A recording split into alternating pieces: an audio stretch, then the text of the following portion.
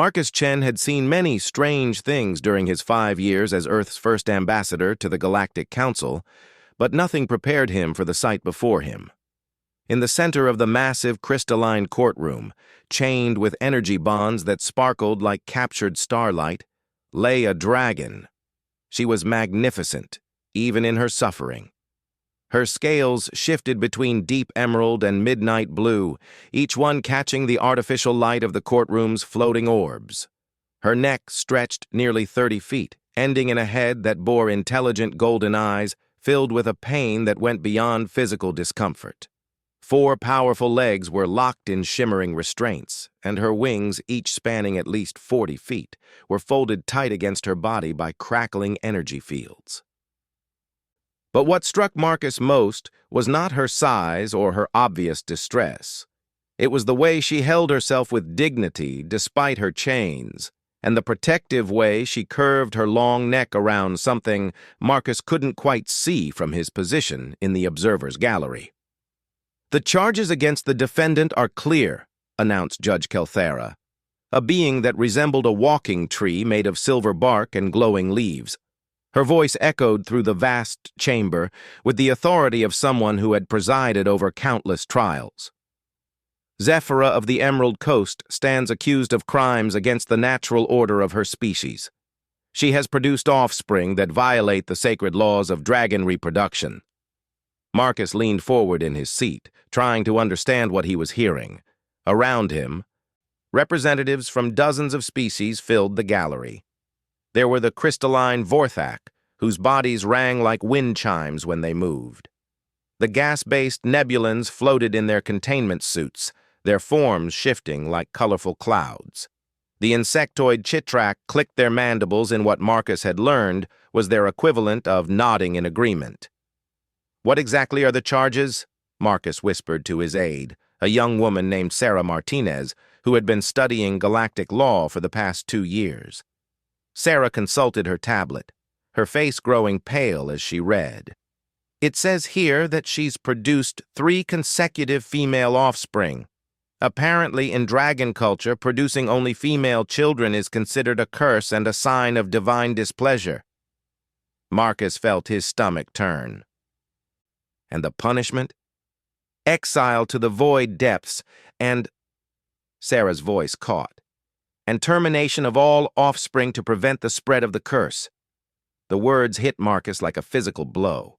He looked back at the dragon, understanding now what she was protecting so fiercely. Somewhere beneath that massive form were 3 young dragons, daughters whose only crime was being born female. Judge Kelthera continued reading the charges. "The defendant has been found to carry a genetic anomaly that prevents the production of male offspring. This anomaly threatens the continuation of dragon bloodlines and violates the sacred texts of the Dragon Conclave. The Council of Elders from her homeworld has requested immediate action to prevent further contamination of the gene pool." Marcus had heard enough. He stood up, his chair scraping against the crystalline floor with a sound that echoed through the chamber. Every eye, sensor, and optical organ in the room turned toward him. "I request permission to address the court," Marcus said, his voice carrying clearly through the chamber's acoustic systems. Judge Kelthera's leaves rustled in what Marcus had learned was surprise. "Ambassador Chen, this is a matter of dragon law and tradition. Human involvement is neither requested nor required." "With respect, Your Honor," Marcus replied, stepping down from the gallery toward the main floor. "This case involves fundamental principles that affect all sentient beings. As a representative of humanity and a member of this galactic community, I believe we have not just the right, but the responsibility to speak when we witness injustice." A murmur ran through the assembled beings. The Chitrak's clicking grew more agitated, and several Vorthak began resonating at frequencies that Marcus felt in his bones. The dragon, Zephyra, had lifted her great head and was watching him with those intelligent golden eyes. "You speak of injustice, human," came a new voice from the prosecution's section. Marcus turned to see a dragon standing there, but this one was free of chains. His scales were deep red, shot through with gold, and his bearing spoke of authority and age. "I am Peraxis, elder of the first clutch and speaker for dragon law. What would a mammal know of the sacred traditions that have guided our people for 10,000 years?" Marcus walked closer to the center of the courtroom, feeling the weight of hundreds of gazes upon him. He had faced down corporate boards, hostile alien negotiators, and even space pirates in his career as a diplomat, but this felt different. This felt personal. "You're right, Elder Peraxis. I don't know your traditions, but I know about life, and I know about family, and I know about protecting those who cannot protect themselves." Marcus gestured toward Zephyra. "What I see here is a mother being condemned for loving her children, and children being sentenced to death for existing." "You oversimplify," Pyraxis rumbled, his voice carrying harmonics that made the crystalline structures in the room vibrate. "Dragons are not humans. We do not reproduce as you do. We do not raise our young as you do. And we do not view family as you do. The continuation of our species depends on maintaining the proper balance between male and female offspring. A female who can only produce females threatens that balance." "How?" Marcus asked. "How does loving your children threaten anyone?" Judge Kelthera's leaves rustled again. "Ambassador Chen, while your concern is noted, this court deals in law, not emotion. The genetic evidence is clear. The defendant's offspring carry the same anomaly that prevents male reproduction. If allowed to live and reproduce, they could spread this condition throughout the dragon population." Marcus took a deep breath, drawing on every piece of scientific knowledge he had absorbed during his years among the stars. "Your Honor, may I examine this genetic evidence?" "You are not qualified to interpret dragon genetics," Peraxis interjected. "No, but I'm qualified to interpret genetics in general, and I'm qualified to ask the right questions." Marcus turned to address the judge directly. "Before we condemn a mother and her children based on genetics, shouldn't we understand exactly what we're dealing with?" There was a long pause. Judge Kelthera consulted with her advisors, a collection of beings from various species who whispered and chirped and hummed among themselves. Finally, she spoke. "The court will allow Ambassador Chen to examine the genetic evidence provided he can demonstrate relevant expertise." Marcus nodded. "I have a doctorate in xenobiology from Earth University, with specializations in comparative genetics and evolutionary adaptation.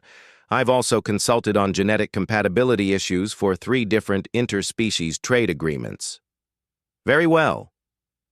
The evidence will be provided to you. However, this court will not delay proceedings indefinitely for your review." As the genetic data was transmitted to Marcus's portable analyzer, he found himself looking again at Zephyra. She was still watching him, and for a moment he could have sworn he saw hope in those golden eyes. The data began flowing across his screen, and Marcus felt his breath catch. What he was seeing didn't match what the prosecution claimed. The genetic markers were there, yes, but they weren't what they seemed to be. "Your Honor," Marcus said, his voice cutting through the murmur of conversation that had filled the chamber, "I need to request a recess to properly analyze this data. What I'm seeing here suggests that the court may be operating under false assumptions." Pyraxis let out a sound that was part roar, part laugh. "False assumptions? Human, dragon genetics have been studied by dragon scholars for millennia. Your species has barely mastered interstellar travel, and you presume to understand what our greatest minds have established as fact?" Marcus looked up from his analyzer, meeting the elder dragon's gaze steadily. "Sometimes an outside perspective can see what familiarity misses. In human history, we've learned that questioning established facts often leads to better understanding, not worse." "The court will recess for 4 standard hours," Judge Kelthera announced. "Ambassador Chen will present his findings at that time. Until then, the defendant will remain in custody." As the various species began filing out of the courtroom, Marcus noticed that Zephyra had lowered her head close to the floor. He could now see what she had been protecting so carefully. 3 young dragons, each no larger than a house cat, huddled beneath their mother's great neck. Their scales were still soft and bright with youth, shifting between colors as their emotions changed. Right now they were a pale, frightened silver. One of them, braver than her sisters, peeked out at Marcus with eyes that were golden like her mother's, but brighter, more curious. For a moment, their eyes met across the space of the courtroom, and Marcus felt something shift inside his chest. This wasn't just about law or genetics or tradition anymore. This was about a family facing extinction for no crime other than existing. Marcus spent the recess in the small office that had been assigned to him, poring over the genetic data with every analytical tool at his disposal.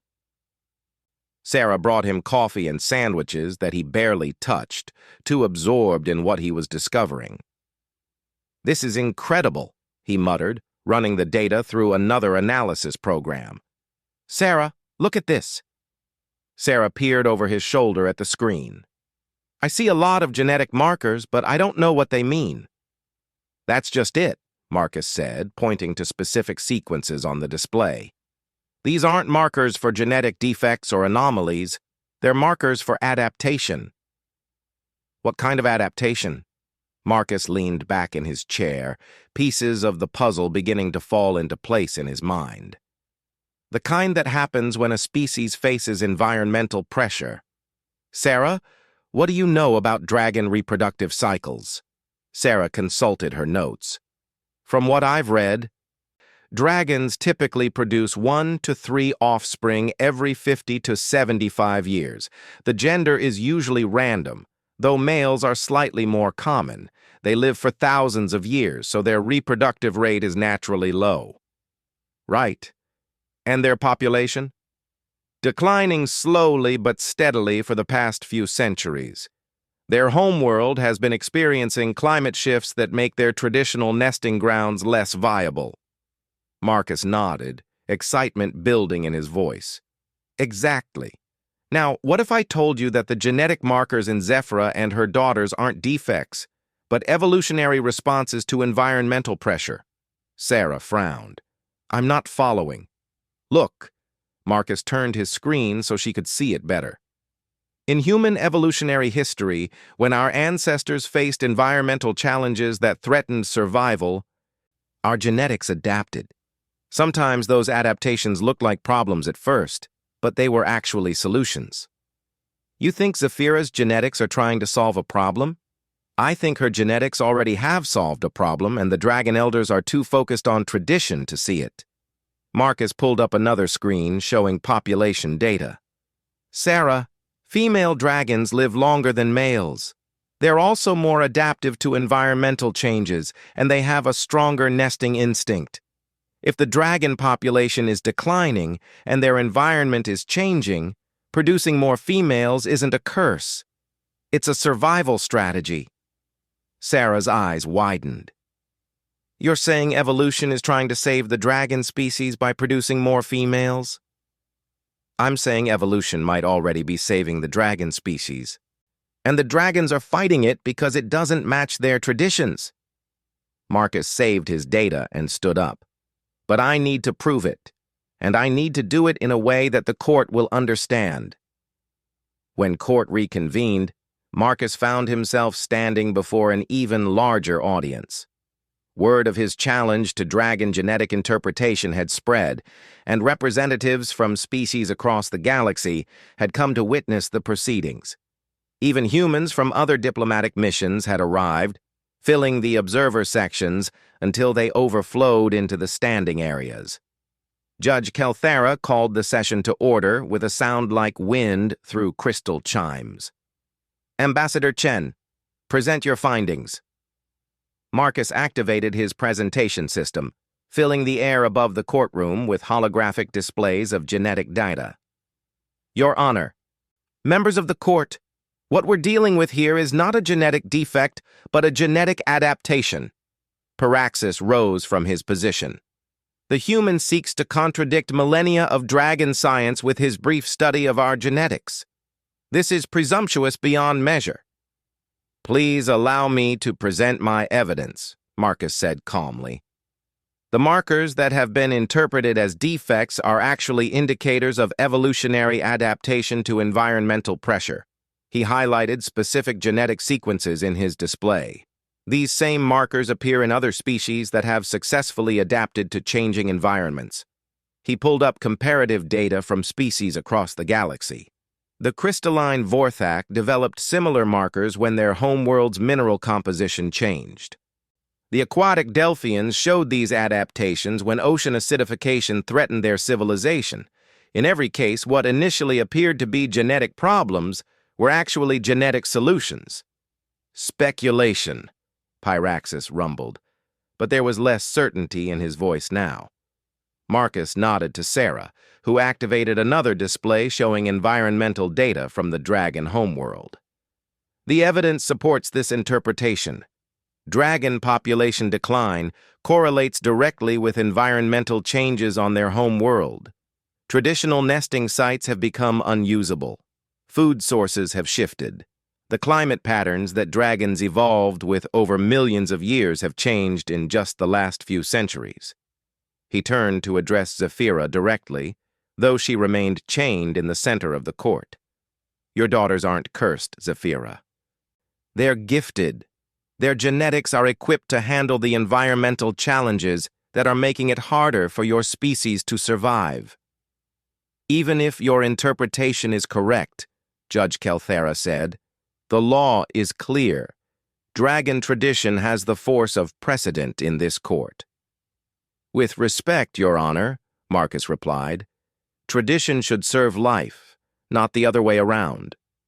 If dragon tradition condemns the very adaptations that could save the dragon species, then perhaps it's the tradition that needs to be examined, not the genetics. The courtroom erupted in discussion. The various species began debating among themselves in dozens of languages and communication methods. The air filled with clicking, humming, chiming, and subsonic rumbles as different groups argued the implications of Marcus's presentation. Through it all, Marcus kept his eyes on Zephyra. She had lifted her great head and was watching him with an expression he couldn't quite read. Her daughters had crept out from beneath her protective coils and were looking around the courtroom with wide, curious eyes. "Order!" Judge Kelthera called, her voice cutting through the cacophony. "Order in this court!" When quiet returned, Pyraxis stood again. "Even if the human's interpretation has merit," he said, and Marcus noted the significant concession in those words. "The law remains the law. The Council of Dragon Elders has spoken. Tradition demands that genetic anomalies be eliminated to preserve the purity of the bloodline." "Then perhaps," said a new voice, "it is time for new voices to be heard in the Council of Elders." Every head in the courtroom turned toward the source of the voice. Standing in the main entrance, her scales gleaming with the deep blue-black of great age and wisdom, was another dragon. But this one was even larger than Paraxis, and the deference shown to her by other dragons in the courtroom made it clear she held significant authority. "Matriarch Ithrana," Paraxis said, his voice filled with surprise and something that might have been concern. "I was not aware you intended to attend these proceedings. I was not aware that proceedings of such significance were being conducted without proper consultation of all relevant parties," Ithrana replied, her voice carrying harmonics that made the entire courtroom vibrate in sympathy. "I have listened to the humans' words, and I find them worthy of consideration." Judge Kelthera's leaves rustled in what Marcus was learning to recognize as judicial uncertainty. "Matriarch Ithrana, while your presence honors this court, the formal charges have been brought by the Elder Council. Your individual opinion, while respected, cannot override their collective decision." "Cannot it?" Ithrana moved into the courtroom with a grace that seemed impossible for something so massive. I am the eldest of our kind, Judge Kelthera. I have lived through 12 major environmental shifts on our homeworld. I have seen the slow decline of our people despite our adherence to tradition. She turned her great head to look at Zephyra and her daughters. And I have begun to suspect that our traditions, however well-intentioned, may be contributing to our own extinction. The weight of her words settled over the courtroom like a heavy blanket. Here was a voice of authority that even Piraxis could not easily dismiss, speaking in support of the very ideas that Marcus had presented. Furthermore, Ithrana continued, I invoke the right of ancient testimony. This human has presented evidence that challenges fundamental assumptions about our species' genetics. Before we condemn a mother and her children, before we continue down a path that may lead to our own extinction, we owe it to ourselves and to future generations to examine this evidence thoroughly. Marcus felt a surge of hope, but he also sensed that this was just the beginning of a much larger battle. Around the courtroom, he could see the various species watching with intense interest. This case was becoming about more than just one dragon family. It was becoming a referendum on tradition versus adaptation, on the rights of individuals versus the demands of society. Judge Kelthera consulted again with her advisors, their conference lasting several minutes before she announced her decision. The court recognizes the invocation of the right of ancient testimony.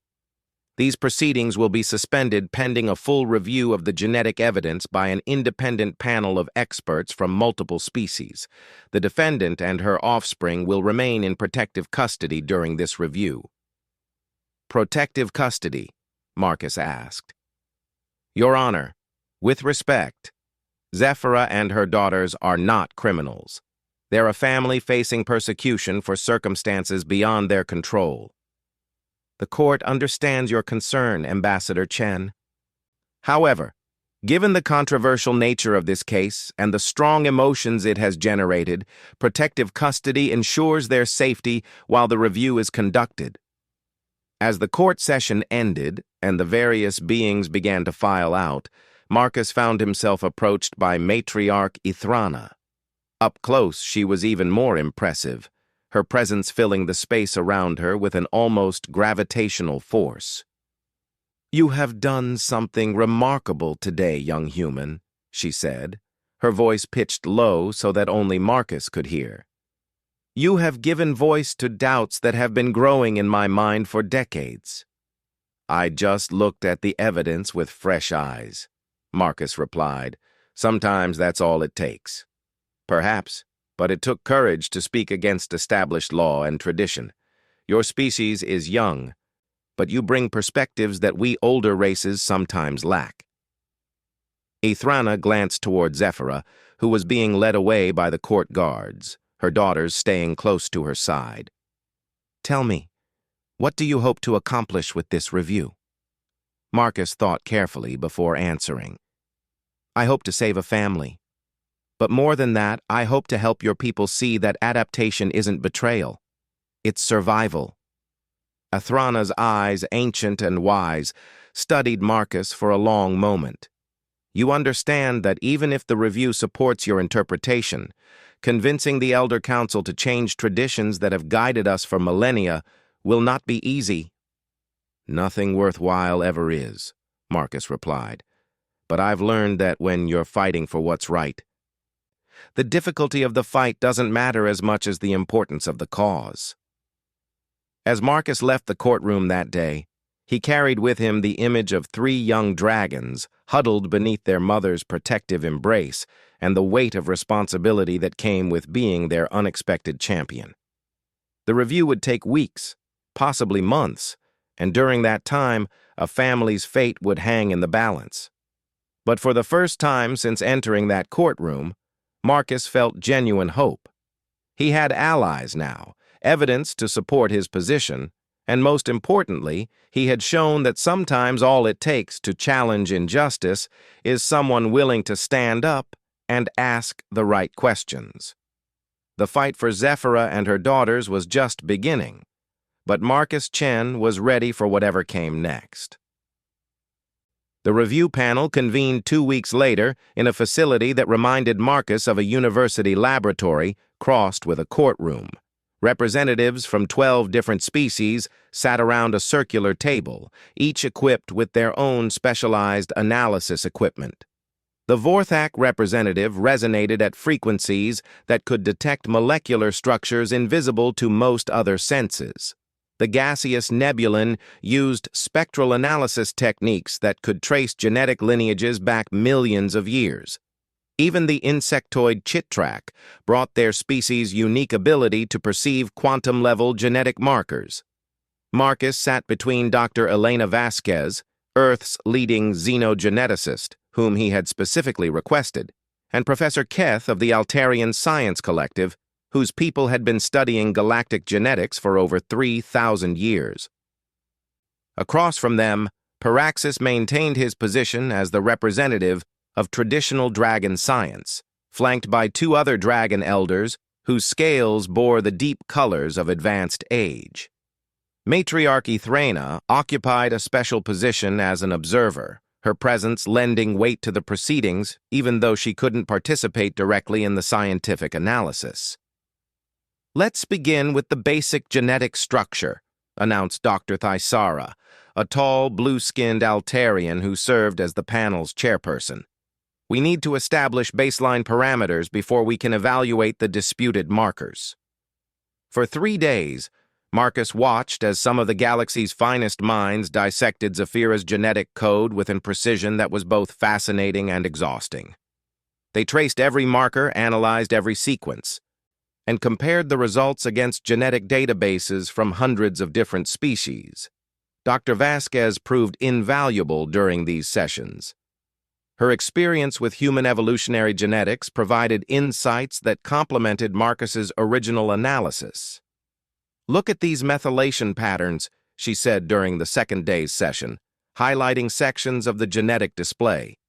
In human genetics, patterns like these typically indicate adaptive responses to environmental stress. They're not permanent changes. They're more like genetic switches that can be turned on or off depending on conditions. The Chitrak representative, whose name was an untranslatable series of clicks that everyone simply called chorus, added their own observation through the translation system. Query: similar patterns observed in Chitrak genetics during the Great Adaptation following asteroid impact on Homeworld. Result: enhanced survival capabilities in altered environment. Professor Keth nodded thoughtfully. The Altarian archives contain records of 17 different species that developed similar genetic responses when facing extinction-level environmental changes. In 14 of those cases, the species that embraced the changes survived and eventually thrived. The 3 that rejected the changes are no longer with us. Paraxis remained unmoved. Correlation does not establish causation. Even if these markers indicate adaptation, that does not prove they are beneficial adaptations. Some evolutionary changes lead to dead ends. True, Dr. Thaisara acknowledged. Which is why we need to examine not just the markers themselves, but their practical effects. What actual differences do we observe between dragons with these markers and those without them? This question led to the most revealing part of the review. When they compared Zephyra's genetic profile with those of other dragons, including the elders present, the differences were striking. Her respiratory system shows enhanced efficiency in low-oxygen environments, Dr. Vasquez noted, studying the latest scans. Her metabolic processes can adapt to a wider range of food sources. Even her reproductive system shows increased resilience to environmental stressors that have been affecting dragon fertility rates. Most significantly, added Professor Keth, her genetic profile suggests an extended lifespan compared to traditional dragon genetics, with enhanced resistance to the environmental toxins that have been accumulating on the dragon homeworld. Marcus felt a growing excitement as the evidence mounted. What about her daughters? Do they show these same adaptations? The scans of the 3 young dragons revealed genetic profiles that were even more advanced than their mothers. Their adaptations are more pronounced, Dr. Vasquez explained. It's as if the genetic changes are becoming stronger with each generation, not weaker. Chorus clicked rapidly before the translation came through. Observation. Young specimens show enhanced neural development in areas associated with environmental adaptation and social cooperation. Hypothesis. These changes may represent evolution toward improved survival in changing world. The Vorthak representative, who communicated through harmonic resonances, added their own analysis through the translation system. Mineral absorption capabilities significantly enhanced, ability to process toxins and environmental contaminants superior to baseline dragon physiology. Recommendation: further study of potential benefits to species survival. By the end of the fourth day, even Pyraxis was looking troubled. The evidence was overwhelming that Zephyra's genetics represented not deterioration, but improvement. However, when Dr. Thysera asked for initial conclusions, the elder dragon held firm to his position. Adaptation or not, he said, these changes represent a departure from the natural order that has sustained our people for 10 millennia. To embrace them would be to abandon everything that makes us who we are. Marcus couldn't remain silent. With respect, Elder Pyraxis, wouldn't abandoning them mean abandoning your species' future? The evidence shows that dragons with these adaptations are better equipped to survive in the changing environment of your homeworld. Isn't preserving your people more important than preserving traditions that might be leading them toward extinction? You speak of preservation, human, but you do not understand what you would have us preserve. Pyraxis's voice carried harmonics of deep emotion. Dragon society has been built around specific principles for thousands of generations. Our laws, our culture, our very sense of identity depends on maintaining the genetic traditions that have defined us since our civilization began. Professor Keth leaned forward. Elder Pyraxis, the Altarian people faced a similar choice 5,000 years ago. Climate changes on our home world forced us to choose between our traditional ways of life and survival. We chose survival, adapted our culture to match our changing circumstances. Today, we are stronger than we have ever been. But you are no longer truly Altarian, Pyraxis replied. You have become something new, something different. We would lose ourselves in the pursuit of survival. Matriarch Ethrana spoke for the first time since the review had begun. Pyraxis, old friend, I have watched our people diminish year by year, decade by decade. Our young struggle to find mates. Our nests fail more often than they succeed. Our elders die faster than they are replaced. Her voice carried the weight of centuries. Are we truly preserving our identity by watching ourselves fade into extinction? The room fell silent, except for the quiet humming of analysis equipment. Marcus could see the struggle playing out on Pyraxis's face, the conflict between deeply held beliefs and mounting evidence. Dr. Thysera called for a recess, and Marcus found himself walking the corridors of the facility with Dr. Vasquez and Matriarch Ethrana. Despite her size, the ancient dragon moved with surprising grace through spaces designed for much smaller beings. The evidence is conclusive, Dr. Vasquez said. From a purely scientific standpoint, these genetic changes represent beneficial adaptations that could help the dragon species survive environmental challenges. Any species would be lucky to develop such effective responses. But science alone won't solve this, Marcus replied. Even if we prove that Zephyra's genetics are beneficial, we still have to convince an entire species to abandon traditions that have defined them for millennia. Ethrana's great head turned toward Marcus. You understand the true challenge, young human. This is not really about genetics. It is about fear. Fear? Fear of change, fear of the unknown. Fear that in adapting to survive, we might lose what makes us worth preserving. Her voice carried sadness that seemed as ancient as her years.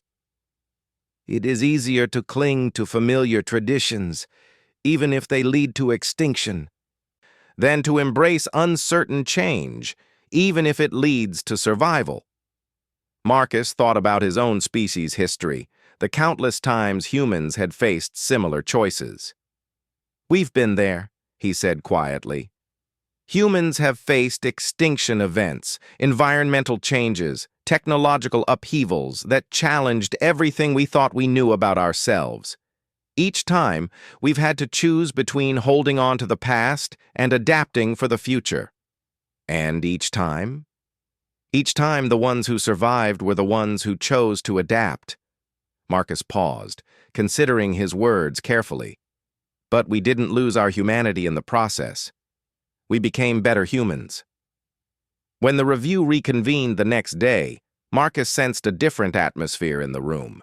The scientific evidence was clear, but now they were grappling with the deeper implications of that evidence. Dr. Thyssara opened the session with a summary of their findings. The review panel has reached unanimous agreement on several key points.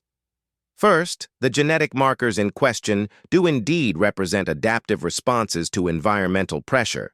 Second, these adaptations appear to be beneficial for survival in the changed conditions of the dragon homeworld. Third, the evidence suggests that these changes are becoming more pronounced in younger generations, indicating an evolutionary trend toward enhanced environmental fitness. Pyraxis listened to the summary with visible resignation. "So the science supports the human's interpretation." "The science supports the evidence," Dr. Thyssara corrected gently. "The question now is what to do with that evidence." Marcus stood up. "If I may, I'd like to propose something." Dr. Thyssara nodded. "The floor recognizes Ambassador Chen." "We're treating this as an either-or situation," Marcus began. "Either embrace these genetic changes completely or reject them totally. But what if there's a third option?" He activated his personal display, showing a proposal he had been working on during the recess.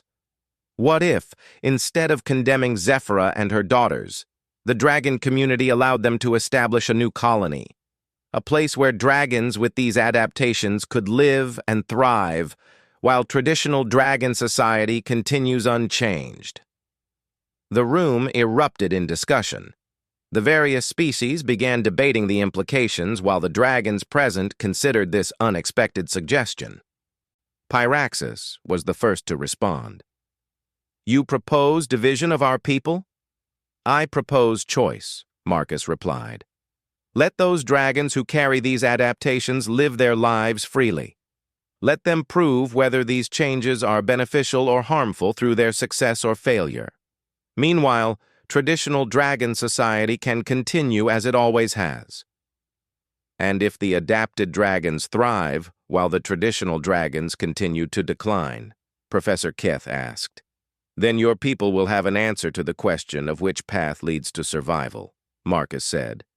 "If I'm wrong about the benefits of these adaptations, the traditional approach will prove itself over time.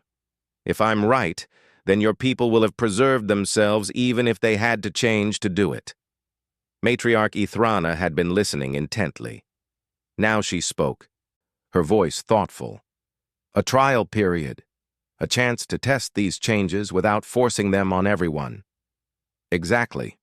And most importantly," Marcus gestured toward the area where Zephyra and her daughters were being held, "it means that a mother and her children don't have to die for the crime of existing." Chorus clicked rapidly, and the translation followed. Historical precedent. Chitrak colony ships utilized similar approach during expansion period. Multiple adaptation strategies tested simultaneously. Result: enhanced species survival through diversity of approaches. Dr. Vasquez added her support. From a genetic standpoint, maintaining both populations would preserve the original dragon genome while allowing the adapted genome to develop. It's the safest approach from a species preservation perspective. The debate continued for hours, with representatives from various species weighing in on the practical, ethical, and legal implications of Marcus's proposal. But gradually, consensus began to emerge around the idea that preserving choice was better than forcing conformity. Finally, Dr. Thyssera called for formal positions from each panel member. One by one, they voted to support the colony proposal. Even some of the dragon elders, swayed by the mounting evidence and the reasoned arguments, agreed that the approach offered the best compromise between tradition and adaptation. When they returned to the main courtroom a week later to present their findings, Marcus felt cautiously optimistic. The review panel's report was thorough, scientifically sound, and offered a path forward that respected both tradition and change. Judge Calthera received the report with her characteristic rustling of leaves, taking time to review the conclusions before addressing the court. The panel's findings are comprehensive and their recommendations well-reasoned. However, this court must still consider the original charges and the authority of dragon law. Piraxis rose to address the court. Marcus held his breath, knowing that the elder dragon's position could be decisive. "Your Honor," Piraxis began, his voice carrying less certainty than it had at the beginning of the proceedings. "I have listened to the evidence, considered the arguments, and consulted with my fellow elders. While I maintain my belief in the importance of our traditions, I also recognize my responsibility to our people's survival." He turned to look at Zephyra, who had been brought back into the courtroom for the final session. "If there is even a chance that these genetic changes could help our species survive the challenges we face, then perhaps we owe it to future generations to allow that chance to be tested." Marcus felt a surge of hope, but Piraxis wasn't finished. "Therefore, I formally withdraw the charges against Zephyra of the Emerald Coast, on the condition that she and others who carry similar adaptations agree to establish their community away from traditional dragon territories, at least until the benefits or drawbacks of their genetic changes can be properly evaluated." The courtroom erupted in discussion, but Judge Calthera quickly restored order. "The court acknowledges Elder Piraxis's withdrawal of charges. However, the question remains of where such a colony could be established." Marcus had been preparing for this question. "Your Honor, if I may, the human government has identified several suitable worlds that could support a dragon colony. We would be honored to help facilitate the establishment of such a community." "You would do this?" Ithrana asked, surprise evident in her voice. "Your people would welcome dragons as neighbors?" Marcus smiled. "Matriarch Ithrana, my people have learned that diversity makes us stronger, not weaker. We would welcome the chance to learn from and with our dragon friends." Judge Calthera took time to consult with her advisors before rendering her final decision. "This court accepts the withdrawal of charges against Zephyra of the Emerald Coast. Furthermore, this court endorses the establishment of an adaptive dragon colony under human patronage, with regular reviews to assess the success of both traditional and adaptive dragon populations." As the energy bonds holding Zephyra dissolved, Marcus watched the great dragon stretch her wings for the first time in weeks. Her daughters, freed from their own constraints, tumbled around their mother's feet in an expression of pure joy that transcended species barriers. Zephyra approached Marcus, lowering her great head until they were at eye level. "Human Marcus," she said, her voice carrying harmonics of deep gratitude, "you have given my daughters not just life, but hope for a future. How can I ever repay such a gift?" Marcus reached out carefully and touched the smooth scales of her snout. "By proving that change and tradition can coexist. By showing the galaxy that adaptation isn't betrayal, it's growth."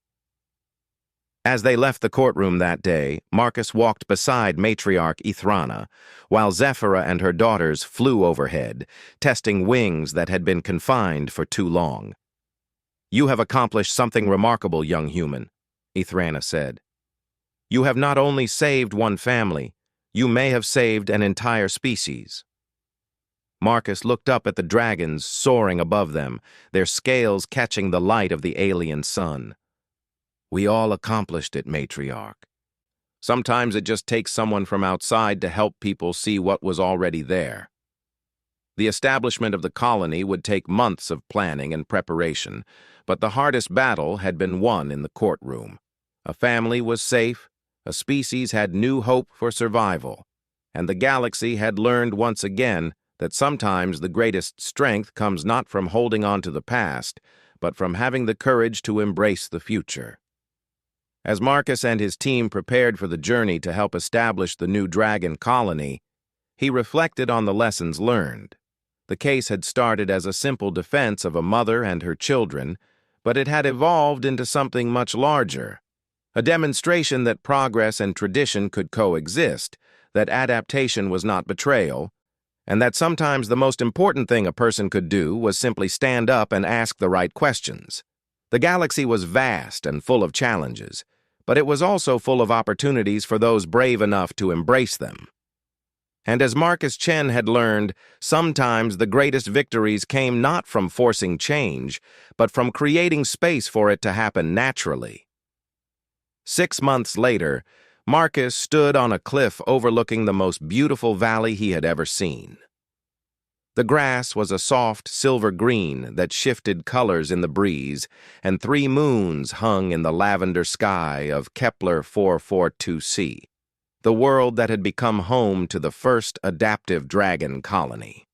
Below him, crystalline structures that seemed to grow from the Earth itself housed a community unlike any other in the galaxy. The colony had grown beyond even Marcus's most optimistic expectations. What had started with just Zephyra and her 3 daughters had expanded to include 47 dragons carrying the adaptive genetic markers. They had come from across dragon space, drawn by news of a place where their differences were celebrated rather than condemned. "The irrigation system is working perfectly," Sarah Martinez reported, approaching Marcus with a tablet full of data. In the months since the trial, she had become the human liaison coordinator for the colony, organizing the complex logistics of interspecies cooperation. "The dragons have figured out how to channel underground springs using techniques I've never seen before. Their instinctive understanding of geological formations is incredible." Marcus smiled as he watched Zephyra's daughters, now grown larger and more confident, teaching younger dragons how to build the unique crystal structures that served as both homes and environmental processors. The buildings actually helped purify the air and water around them, creating microclimates that supported plant and animal life even in areas that had been barren when they arrived. "Any word from the traditional dragon territories?" Marcus asked. Sarah's expression grew more serious. "Mixed reports. The environmental situation on their homeworld continues to deteriorate. Pyraxis has been advocating for closer cooperation with the colony, but there's still significant resistance from some of the elder councils. And our adaptive friends here? Thriving beyond all predictions. Dr. Vasquez's latest reports show that the genetic adaptations are becoming even more pronounced in dragons born here. They're developing new capabilities we never anticipated." Marcus nodded toward a group of young dragons, playing in a meadow below. Their scales shimmered with colors that had no names, and they moved with a grace that seemed to defy gravity. Such as? Enhanced telepathic abilities, for one thing. The young ones seem to be developing a form of collective consciousness that allows them to coordinate complex tasks without verbal communication. They're also showing remarkable aptitude for biotechnology. They're actually growing structures rather than building them. A shadow passed overhead, and Marcus looked up to see Zephyra descending toward them. In the months since the trial, she had transformed from a desperate mother fighting for her children's lives into the unofficial leader of the adaptive dragon community. Her scales now held depths of color that seemed to contain entire galaxies, and her presence radiated a confidence that came from knowing she had found her rightful place in the universe. "Marcus, she said as she landed gracefully on the cliff beside them. "We have visitors." Marcus turned to see a delegation approaching from the colony's landing pad. He recognized Professor Keth and Dr. Thyssera from the review panel, along with several other figures he didn't immediately identify. "The Galactic Council is sending an official assessment team," Zephyra explained. "They want to evaluate the colony's progress for their files." "That sounds positive," Marcus said, though he detected a note of concern in Zephyra's voice. "Is there a problem?" "Not with the assessment itself," Zephyra replied. "But there are rumors that some members of the Council are concerned about the implications of our success. If we prove that adaptation is superior to tradition, it could challenge established power structures across multiple species." Sarah frowned. "You think they might try to shut down the colony?" "I think they might try to control it," Zephyra said. "Turn it into a research facility rather than a living community. Remove the element of choice that made this experiment possible in the first place." Marcus felt a familiar stirring of protective anger, the same feeling that had driven him to stand up in that courtroom months ago. "Over my dead body," he muttered.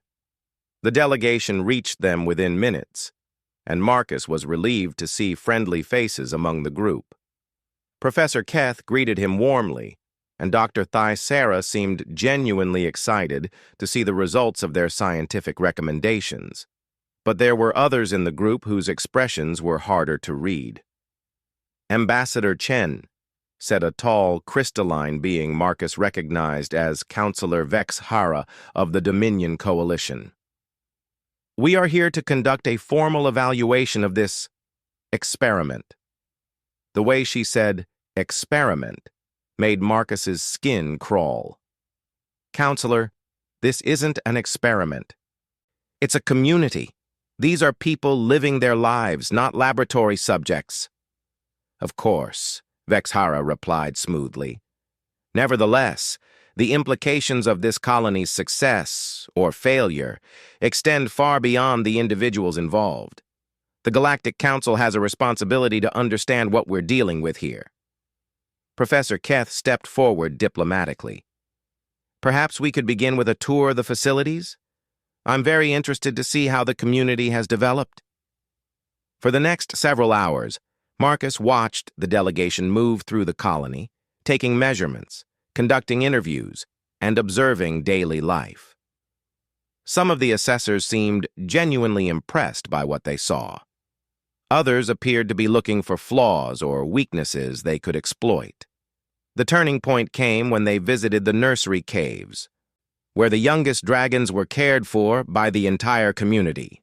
Unlike traditional dragon society, where young were raised primarily by their mothers, the adaptive dragons had developed a collective child-rearing approach that allowed knowledge and skills to be shared across the entire community.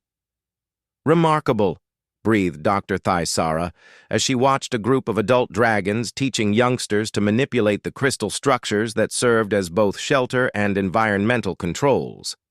"They're not just adapting to their environment, they're actively improving it." Counselor Vex Hara was less impressed. "These changes represent a significant departure from established dragon social structures.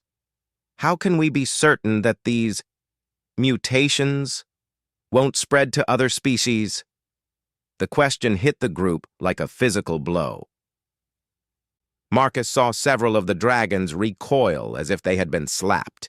Even the youngsters seemed to sense the hostility in the counselor's tone, their scales shifting to muted, defensive colors. Zephyra stepped forward, her voice carrying dangerous harmonics. "Counselor, we are not a disease to be contained. We are a people trying to survive." "No one is suggesting otherwise," Vex Hara replied, though her tone suggested exactly that. "However, the Council must consider the broader implications of genetic adaptation that occurs outside traditional evolutionary parameters. If these changes were to spread uncontrolled—" "Uncontrolled," Marcus interrupted, his diplomatic training warring with his protective instincts. "Counselor, what we're seeing here isn't uncontrolled change. It's directed adaptation in response to environmental pressure. It's exactly what evolutionary theory predicts should happen when a species faces survival challenges. Directed by whom? Vexhara asked pointedly. By humans? Are we to assume that humanity now considers itself qualified to guide the evolution of other species? The accusation hung in the air like a toxic cloud. Marcus realized that this was what the counselor had been building toward all along, an attempt to frame the colony's success as human interference rather than natural adaptation. No one is directing anything, Professor Keth interjected. These adaptations are occurring naturally in response to environmental pressures. The colony simply provides a safe space for those adaptations to be expressed without persecution. That is one interpretation, Vexhara conceded. However, the Council must also consider the possibility that human influence has artificially accelerated or altered natural evolutionary processes. Marcus felt his temper flaring. Counselor, with all due respect, that's complete nonsense. We've provided housing, food, and security, the same things any government provides its citizens.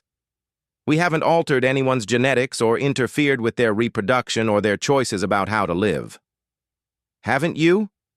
Vexhara turned to address Zephyra directly. Tell me, would these adaptations have emerged if you had remained in traditional dragon society? Zephyra considered the question carefully.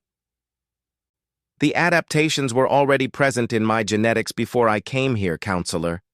What changed was not my biology, but my freedom to express it without fear of persecution. And your daughters? Their adaptations are more pronounced than yours, according to the reports, because they are growing up in an environment where their differences are strengths, not weaknesses. They are not hiding what they are or suppressing their abilities to conform to social expectations. Counselor Vexhara exchanged glances with several other delegation members. That raises important questions about the long-term implications of this community. If these adaptations continue to become more pronounced with each generation, how different from baseline dragons will these individuals become?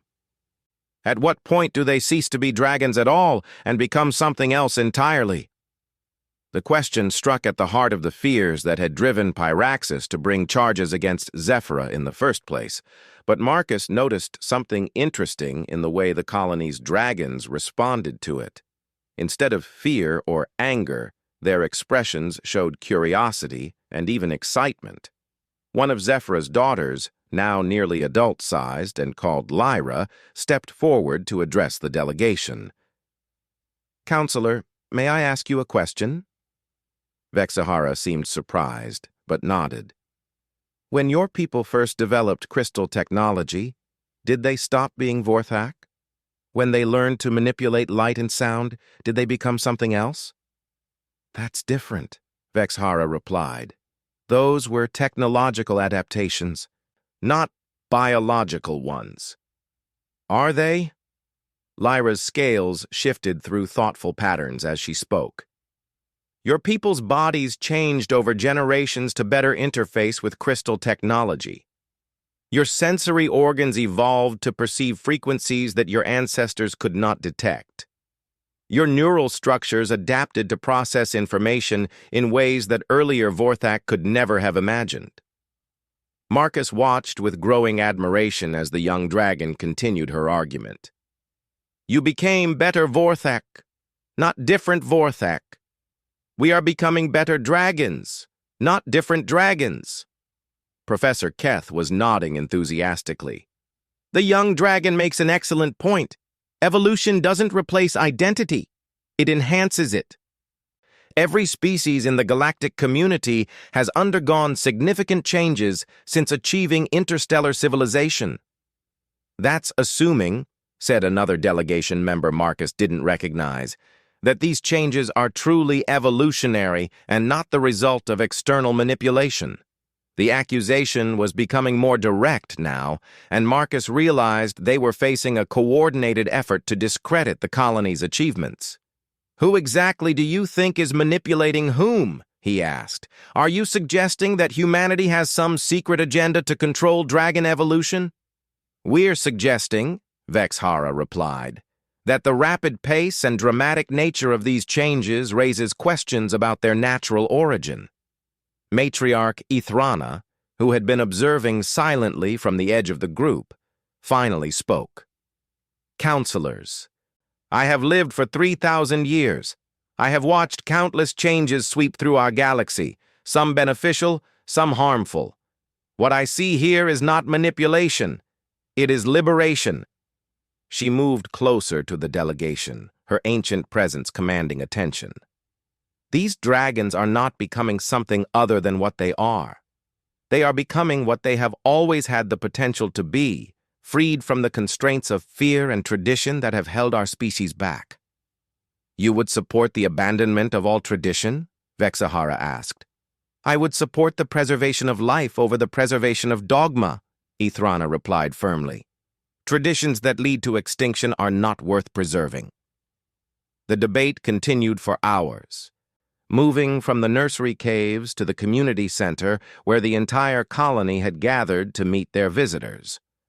Marcus found himself impressed by the way the adaptive dragons handled the interrogation. They answered questions honestly, demonstrated their capabilities openly, and showed none of the defensiveness or hostility that their questioners seemed to expect. As the day wore on, Marcus noticed that the delegation was beginning to split along species lines. The scientists and academics were increasingly supportive of the colony, while the political representatives seemed determined to find fault. The break point came when Counselor Vexahara demanded to examine the genetic records of all dragons in the colony.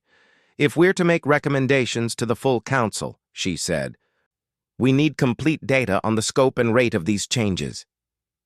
Zephyra's response was immediate and firm. "No."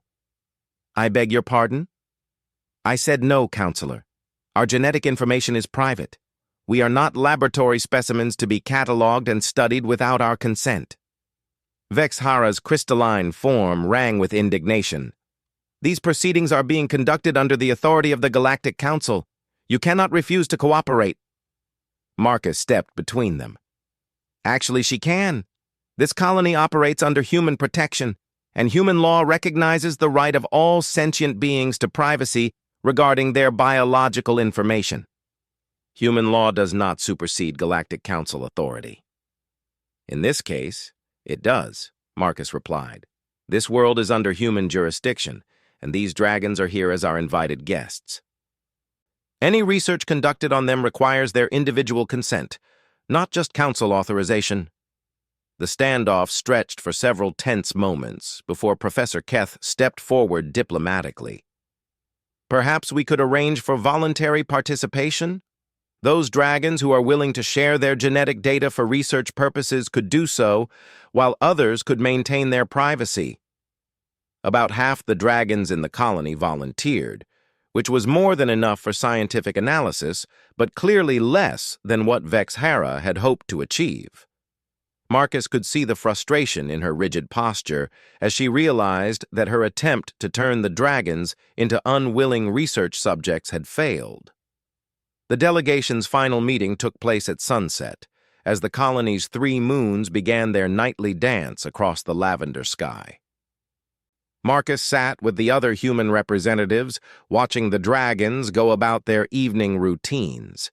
Young ones played in the meadows, while adults tended to the crystal gardens that provided both food and environmental regulation.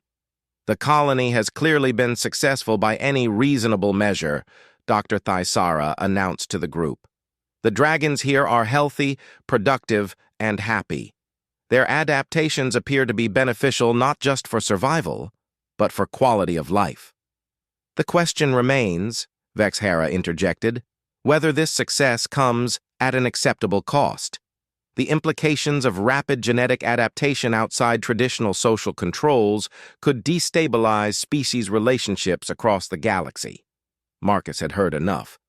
"Counselor, what you're describing as destabilization, the rest of us call progress. These dragons haven't threatened anyone or interfered with any other species. They've simply found a way to be themselves without fear of persecution. For now, Vexhara replied. But what happens when other species demand similar accommodations? What happens when traditional authority structures are challenged by individuals claiming evolutionary advantage? Professor Keth shook his head. You're creating problems that don't exist, counselor. Evolution is not a threat to authority. It's a natural process that should be celebrated, not feared. The debate might have continued indefinitely, but it was interrupted by an urgent communication from the colony's monitoring station. Sarah Martinez rushed over to Marcus with her tablet, her face pale with concern.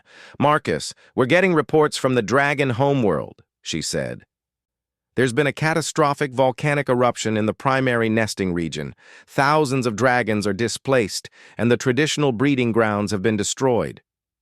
The news hit the delegation like a shockwave. Marcus saw the implications immediately. The environmental pressures that had driven the adaptive genetics were not slowing down. If anything, they were accelerating. Zephyra approached the group, having heard the news through her own communication networks. "Counselors," she said, her voice carrying the weight of prophecy. "This is why we adapted. This is why our genetics changed. Not because of human interference, but because our world is dying and our people need new ways to survive." Matriarch Athrana nodded sadly. "The old nesting grounds cannot be rebuilt. The climate patterns that sustained them for millennia have shifted permanently. Our people will need to find new ways to live, or they will not live at all." Marcus felt a familiar stirring of protective instinct. "The colony can be expanded," he said. "We can accommodate more dragons, help them relocate away from the environmental disasters affecting their homeworld." "That would create a massive refugee population," Vexhara pointed out. "The political implications alone." "The political implications," Marcus interrupted, "are that we choose between helping people survive or letting them die for the sake of bureaucratic convenience." Dr. Thyssera was consulting her data tablet. "The genetic profiles we've collected here could help identify other dragons carrying adaptive markers. If we could contact them before the crisis worsens." "You're talking about actively promoting these genetic changes," Vexhara said, "encouraging the spread of adaptations that could fundamentally alter dragon society." "We're talking about saving lives," Marcus replied firmly. "Dragon society will have to adapt whether we help or not. The only question is whether they'll adapt with our support or despite our interference." The delegation's final report would take weeks to compile and present to the full Galactic Council, but Marcus could see that the evening's news had shifted the debate in fundamental ways. The question was no longer whether the adaptive dragons represented a threat to traditional society. It was whether traditional society could survive without adaptive changes.